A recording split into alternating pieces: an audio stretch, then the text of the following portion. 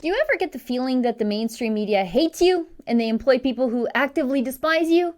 Well, that's because they do. And sometimes they show us in moments of uncontrolled derangement. Today, I want to show you what Global News Montreal had to say about lawful Canadian gun owners. Today's story focuses on the prejudices of those who work at Global News Montreal against those of us in Canada's law-abiding firearms community.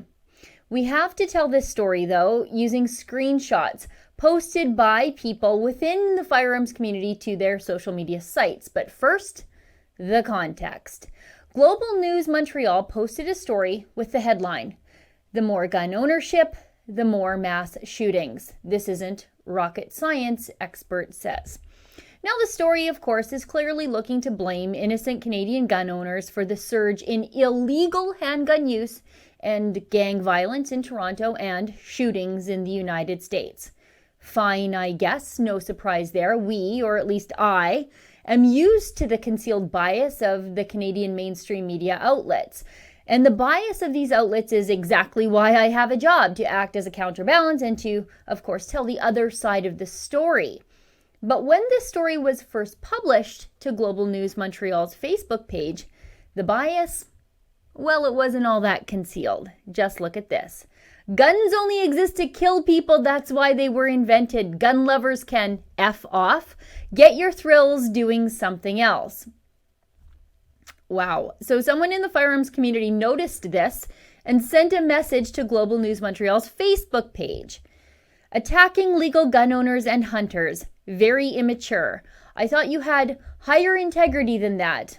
Guess I'm also to believe you should apologize to millions of legal gun owners you have offended with those comments." Oh, anonymous gun rights activist. Did you really think they actually had higher integrity than that? Really? You know what, though? I love your optimism. Anyway, Global News replied to this person. "The Facebook post used language that is unacceptable on any Global Montreal platform, and we apologize for any concern this may have caused. We are looking into the matter to ensure it doesn't happen again. Again, please accept our sincere apologies." And then Global News issued a further apology via a public Facebook post. "We have removed an erroneous post that stated an opinion and used language that is unacceptable on a Global News platform. The unauthorized post was made by a former employee who inadvertently published it to the Global Montreal Facebook." Inadvertently? Give me a break. I'm not so sure I believe that excuse. Do you? Anyway, they go on to say, "We are taking steps to ensure that this unfortunate incident is not repeated.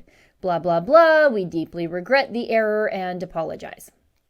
And then the article was reposted with the same level of inherent bias against gun owners, just with less vulgarity.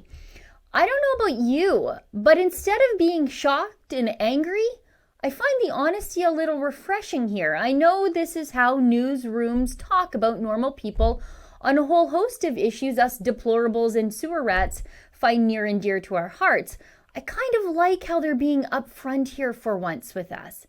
But there's another point to be made here, beyond this rare moment of honesty from the media about how they truly despise and demonize one of the most law-abiding demographics in all of Canadian society. For example, I did a story just yesterday that demonstrated that Canadian firearms license holders are 1/3 less likely to commit murder than the general population of Canada, meaning firearms license holders are less likely to murder someone than the lunatic posting swears about gun owners to Global Montreal's Facebook page. My other point is about how the rest of the media and politicians are going to treat Global over this honest glimpse behind the scenes. Let me put it to you another way. Let me put it this way. Imagine if one of our employees here at the Rebel, like our social media manager, posted to our company Facebook page that all trans people are pedophiles and just out to molest kids on a story we published about Vancouver's vexatious human rights litigant Jessica Yaniv. Do you think the media would let us off with just an apology in a social media post that no one reads? The mainstream media cabal would run stories about that post for years. Do you think any politician would ever talk to us again? Even if we fired that employee publicly and epically?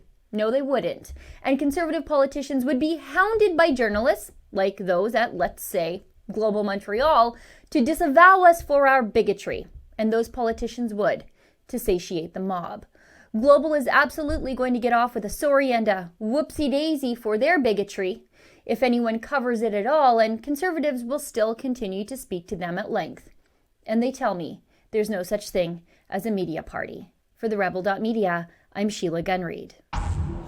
Big tech loves to censor conservatives and conservative news sites like ours. So one of the best ways for you to help us spread our message is to like and share our content, and be sure to subscribe to our YouTube channel.